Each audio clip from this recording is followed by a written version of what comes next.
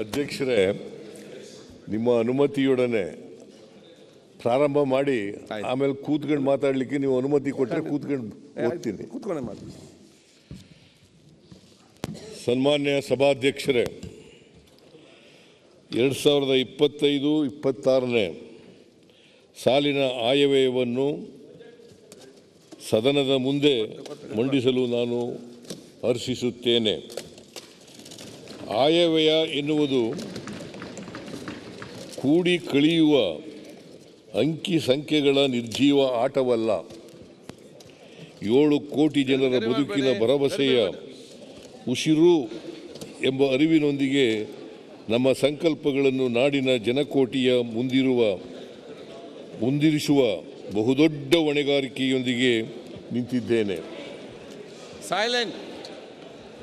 ನಮ್ಮ ಕೈ ಬುಟ್ಟಿಯಲ್ಲಿ ಸಿಡಿಲಗೂಡಿಹುದು, ಹುಡುಕಿ ನೋಡಿದರಲ್ಲಿ ಸುಮದ ಬೀಡಿಹುದು.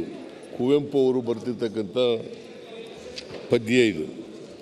ರಾಜ್ಯದ ಪ್ರತಿ ಪ್ರಜೆಯ ಕನಸನ್ನು ಸಾಕಾರಗೊಳಿಸುವ, ನಾಳೆಗಳ ಬಗ್ಗೆ ಭರವಸೆ ಮೂಡಿಸುವ, ನುಡಿದಂತೆ ನಡೆಯುವ ನಮ್ಮ ವಾಗ್ದಾನವನ್ನು ಈ ಆಯವ್ಯಯ ಇನ್ನಷ್ಟು ದೃಢಪಡಿಸುತ್ತದೆ.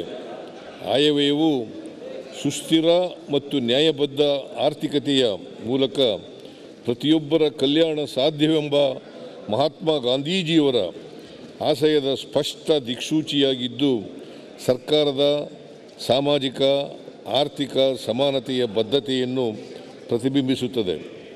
ಬಲಿಷ್ಠವಾದುದು ಮಾತ್ರ ಬದುಕುತ್ತದೆ ಎಂಬುದು ಮೃಗೀಯ ತತ್ವ. ಮನುಷ್ಯ ಸಮಾಜದಲ್ಲೂ ಈ ರೀತಿಯಾದರೆ ಅದನ್ನು ಸೋಷಿಯಲ್ ಡಾರ್ವಿನಿಸಮ್ ಎಂದು ಕರೆಯಲಾಗುತ್ತಿದೆ. ಈ ತತ್ವಕ್ಕೆ ವಿರುದ್ಧವಾಗಿ ಮಾನವೀಯ ನೆಲೆಯಲ್ಲಿ ಸಮಾಜದ ಆಶಯದ ಮೂಲಕ ದೇಶವನ್ನು ಕಟ್ಟಲು ಬಾಬಾ ಸಾಹೇಬ್ ಡಾಕ್ಟರ್ BR ಅಂಬೇಡ್ಕರ್ ಅವರ ಸಂವಿಧಾನ ರಚಿಸಿಕೊಟ್ಟಿದ್ದಾರೆ. ಸಂವಿಧಾನದ ಹಿಂದೆ ಬುದ್ಧ, ಬಸವಣ್ಣ, ನಾರಾಯಣ ಗುರು ಮುಂತಾದ ದಾರ್ಶನಿಕರ ಕನಸುಗಳಿವೆ. ಇವರೆಲ್ಲರ ಆಶಯಗಳಂತೆ ನಾವು ಬದ್ಧತೆಯಿಂದ ರಾಜ್ಯವನ್ನು ಮುನ್ನಡೆಸುತ್ತಿದ್ದೇವೆ. ಸಾಮಾಜಿಕ ನ್ಯಾಯದ ತಳಹದಿ ಭದ್ರಗೊಳ್ಳುತ್ತಲೇ ಇರಬೇಕು ಎನ್ನುವುದು ನಮ್ಮ ಸರ್ಕಾರದ ದೃಢ ಸಂಕಲ್ಪ. ಇರುವೆಲ್ಲವನ್ನು ಎಲ್ಲ ಜನಕ್ಕೆ ತೆರವಾಗಿಸುವ ಸಮಬಗೆಯ, ಸಮಸುಖದ, ಸಮದುಃಖದ, ಸಾಮರಸ್ಯದ ಸಾಮಗಾನ ಲಹರಿಯ ಮೇಲೆ ತೇಲಿ ಬರಲಿದೆ ನೋಡು ನಮ್ಮ ನಾಡು. ಗೋಪಾಲಕೃಷ್ಣ ಅಡಿಗಾರ ಅವರದು. ಕೂತ್ಕೊಂಡು ಓದ್ಬೋದ?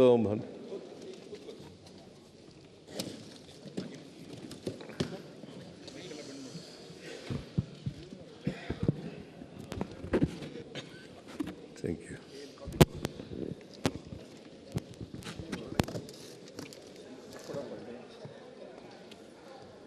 ಲಭ್ಯ ಸಂಪನ್ಮೂಲಗಳನ್ನು ಸರ್ವರಿಗೂ ಲಭ್ಯವಾಗುವಂತೆ ನೋಡಿಕೊಳ್ಳುವುದು ಸರ್ಕಾರದ ಜವಾಬ್ದಾರಿ.